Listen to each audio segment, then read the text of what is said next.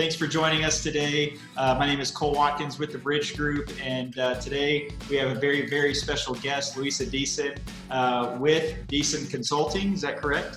Deason Consulting Services, yes. Deason Consulting Services, such a timely guest for today because, I was just telling Luisa that last week we coached with the agents every week, one-on-ones. I'm with each agent, and every single one of them seemed to have someone that they were helping purchase a property having trouble purchasing the property for one main reason is that overnight, it seems like 2 weeks ago, the credit minimums went from, for an FHA or VA, went from 580 to 640 minimums. And Luisa pointed out recently, or just now, that Chase has a minimum 700 credit score.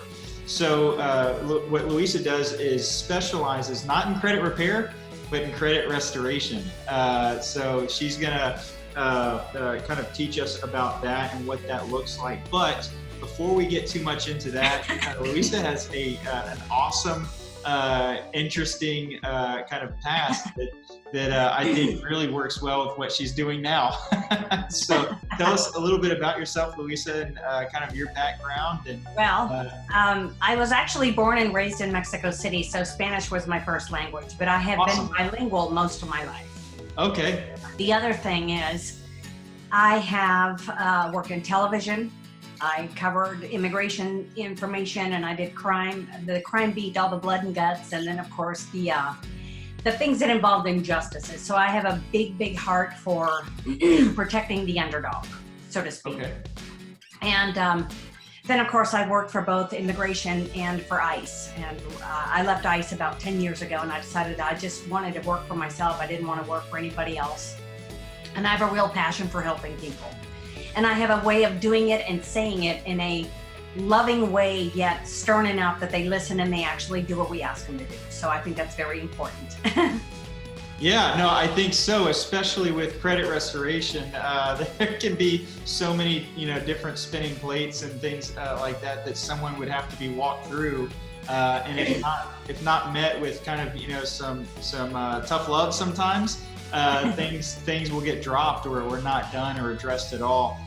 Credit repair, or credit restoration rather, dealing with credit in general can be a very touchy subject because it's diving into very personal things in someone's life, just like real estate sometimes. Yeah. So I think that attitude that you bring to it is extremely necessary. Now, you are still practicing martial arts, correct? I do kickboxing. Kickboxing, okay. I'm a big hardcore kickboxer, so I could defend myself in a dark alley if I had to, or get somebody in line. Awesome. But yeah. you don't have to worry about that, Cole. That's awesome. Yeah. Is there a certain place that you train at? Do you like a certain style of kickboxing?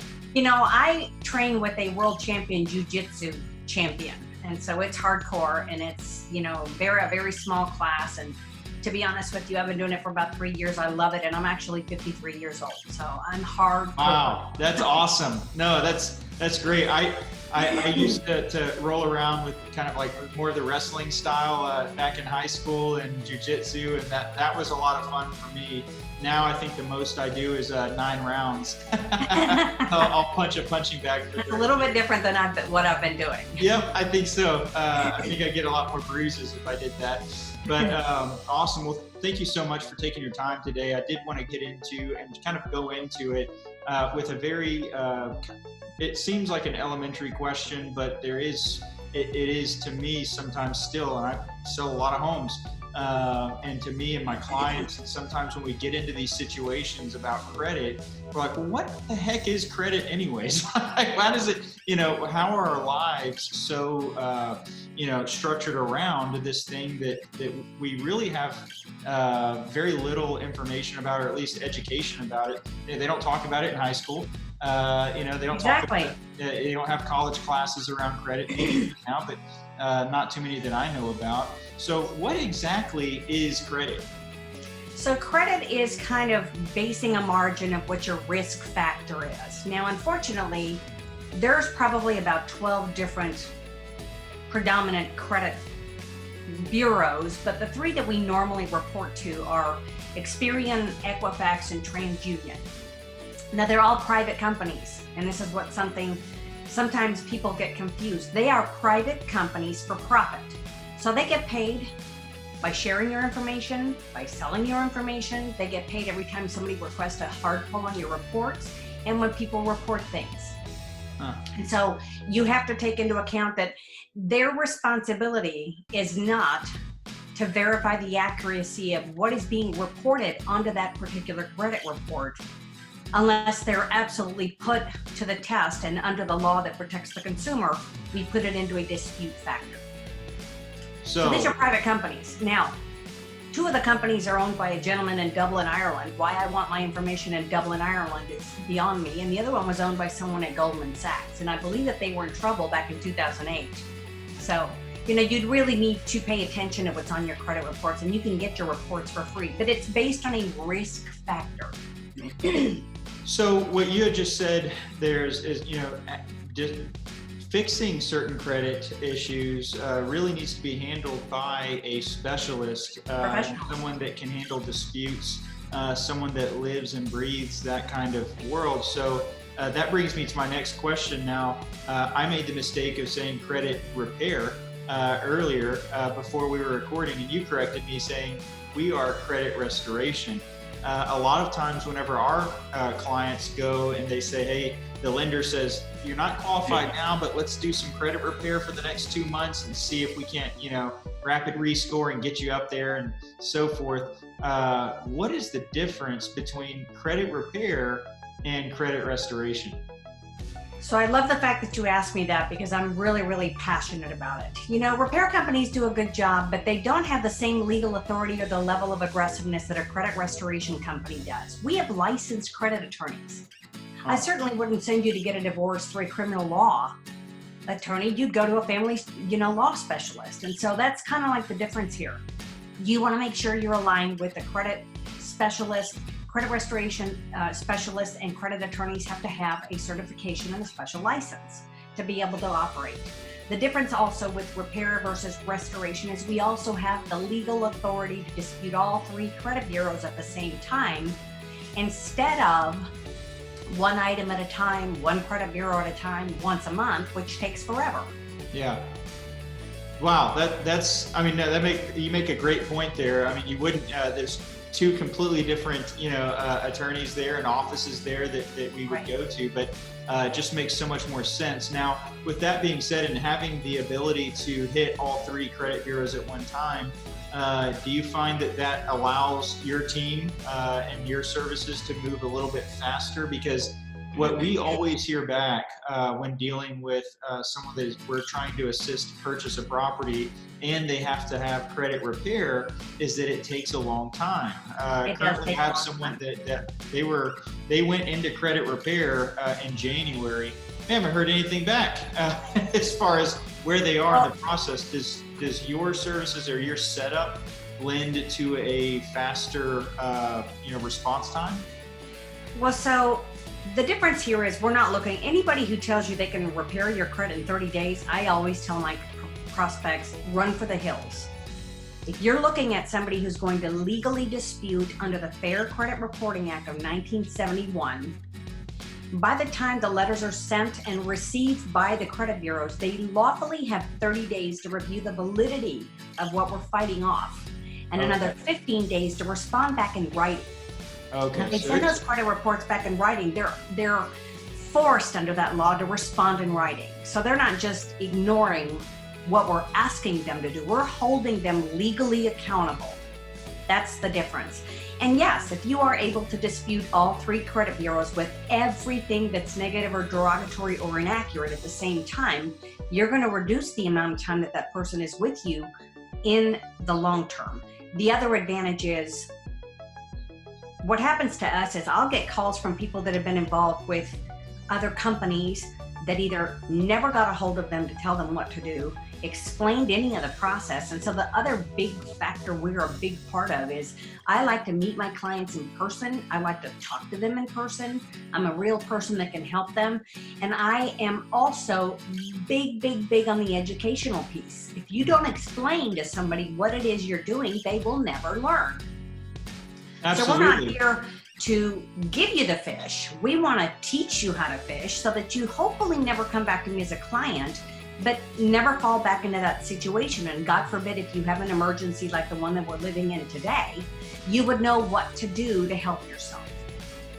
And I think that's a perfect segue into, the next thing is, you've talked about a couple different things, some of them alarming, but right now is kind of a perfect storm for scammers to be coming out and fishing for information, full of empty promises, just trying to get what they can.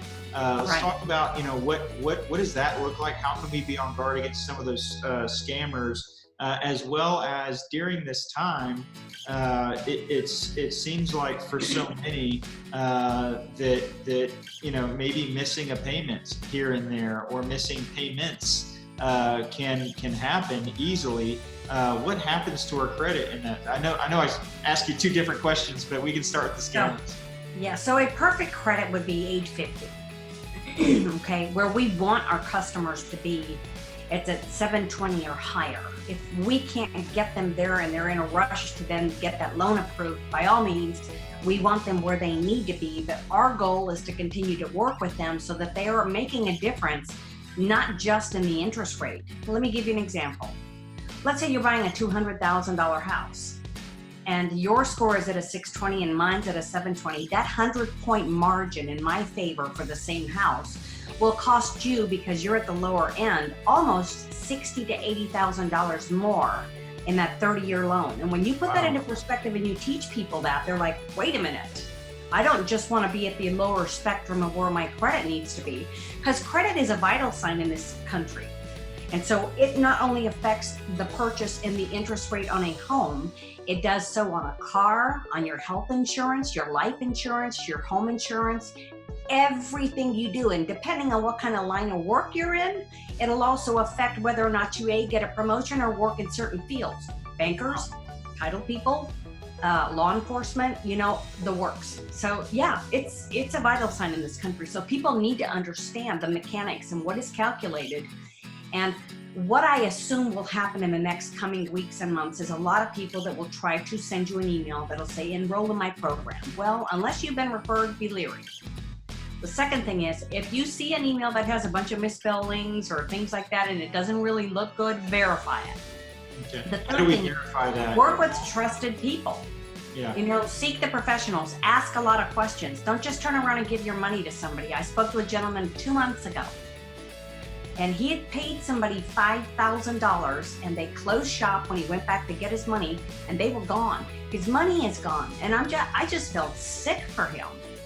Just don't fall prey. In a lot of states, what's going to happen is they're going to start revising and creating, in California, I think it's already in law. It will become almost illegal to pay somebody a huge lump sum to just dispute a few items at a time. Those days are soon to be over, okay? Wow. So we have a fixed monthly payment with no contract being the key word, because if we're disputing at the level at which we're disputing, there's no reason to tie somebody into a contract.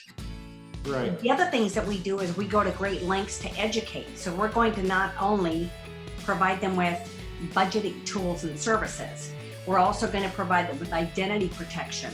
None of these are at an additional cost to our customers. That's awesome. We're going to protect their credit so that if somebody tries to pull it unnecessarily or something changes, they're getting live alerts on an app on their phone. If we teach them how to access the attorneys that we have in case they're victims of debt harassment or identity theft, those things require special attention. Bankruptcies. So the things that we really do provide is the value of teaching them the entire program so that they learn. It's not just, I'm just going to restore your credit. We need to teach them why we do the things we do, why the letters say what they say. How do you build positive credit? When you're paying down your debt, never close your credit cards completely down. It'll plummet your score. So those are the kinds of things that we're teaching our customers. Why? We want them to succeed. I love that you're all about education, with them. So I tell our agents all the time, if you're not educating the clients, people don't I don't deal with credit every single day. And other people don't deal with selling homes every single day or buying and selling homes every single day like we do. So they don't know the market as intimately as we do. So always educating our clients seems to always, now, it might be a better time to buy right now. That might be a better time to sell right now, but they won't know that unless we give them the facts and what's going on outside of what we can see, right? So I think that's huge. And especially working with our credit, I would like to know what's going on and what I can do to help myself, right? I usually ask a lot of questions. Do you have bankruptcies on your report? So the things that we really focus on are, have you ever had a bankruptcy? And it doesn't matter if it's a 7, 13, 11, it doesn't matter. If it's a bankruptcy and it's on your reports, I need to find out if it's ever been discharged and if the discharge date is now 2 years forward. So 2 years have to have gone by. I spoke to a lady this morning. She wanted me to take something off her reports, and it was a bankruptcy that she just got put on her reports. They just settled that in court. And I said, I can't even touch it for 2 years. I'm not taking your money. Wow. The other things that we focus on are foreclosures, evictions from apartments. That happens all the time to college students. Somebody leaves the apartment and goes home early and then decides not to go back, and their name is on the lease. And it just wreaks havoc. And as we know, in apartment complexes, that management changes constantly, and then it's a matter of, I don't remember and this and that, get everything in writing. The other things we deal with are student loans. If they've ever been reported negatively. Now, if it's back on track and you're paying on time, what we're working with is just removing the negative or derogatory item from that report. Things like child support issues, all kinds of collections, specifically medical. I love it when somebody says they have medical collections, because there's certain transferring of information and documents that can never end up in a collections agency's hands because of the protections awarded to that patient under the HIPAA Act. Wow. So if they ever had all of the information and the original signature and all that, they're in violation of that law, we could sue them. Wow. And you really could, because you have attorneys on board with you and your team. Well, and then that kind of takes us to the last question that we were talking about earlier, talking about bankruptcies. You said that now is not the time to start or to let off of paying payments. If you can't make the full payment, try to work it out with the creditors, the mortgage lenders, your car payments. Work it out with the company themselves, because you said that having a lot of late payments is worse than a bankruptcy, correct? Let me tell you what a late payment does to someone's credit score. A bankruptcy can affect it and drag it down 240 points, but at some point it is removable. The problem with a late payment is that it's a lot harder to remove. It's even harder to remove than a bankruptcy. Wow. So I've literally spent anywhere from 4 months to almost 17 months trying to remove 1 or 2 late payments off of people's reports. So the problem is that it's almost like the bankruptcy happened because something happened in life, right?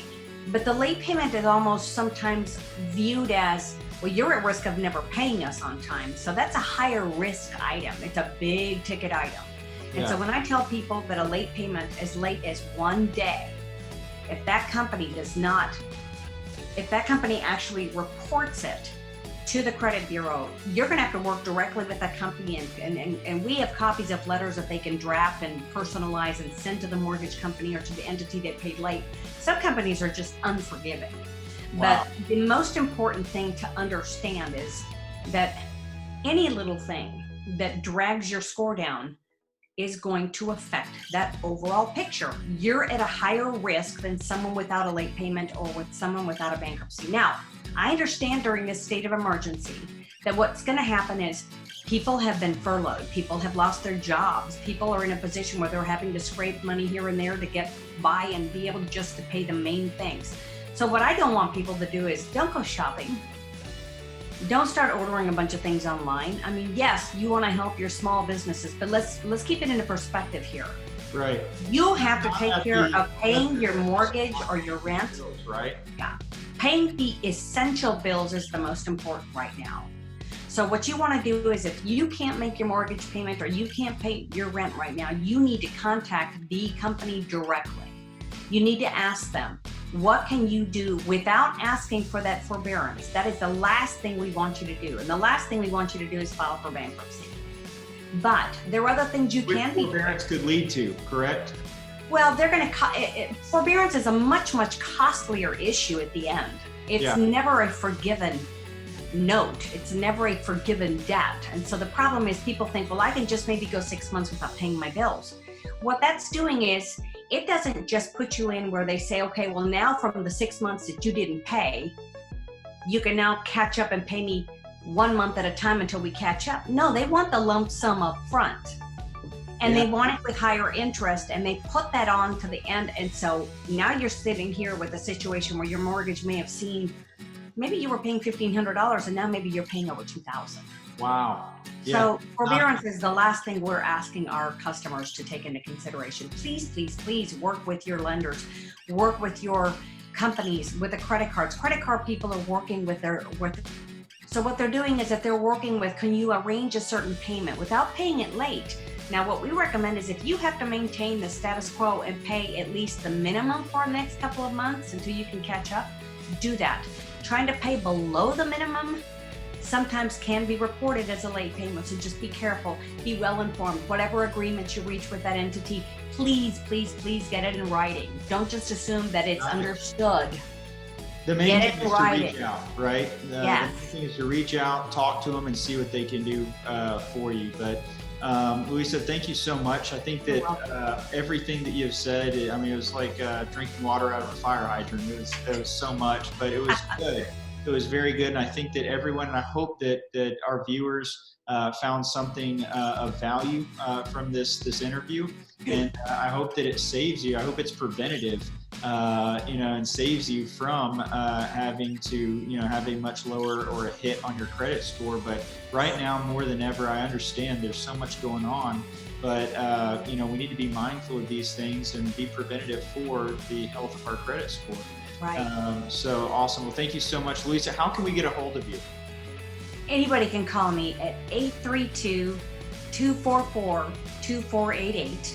Awesome. And if you're a realtor, I'd love to get with you, or a lender, with your team. We'd love to maybe do a Zoom and kind of find out what other things I can do.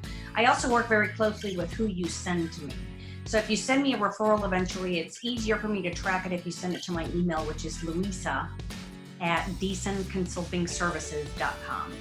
Awesome. Well, I'll put Luisa, I'll put that information below so that they can have that information here, whether we're on an email or Facebook or any other means of social media. But thank you so much again for your time. Absolutely. Please feel free to reach out if you or someone is having trouble with their credit. Luisa is awesome. Her and her team are wonderful people to work with.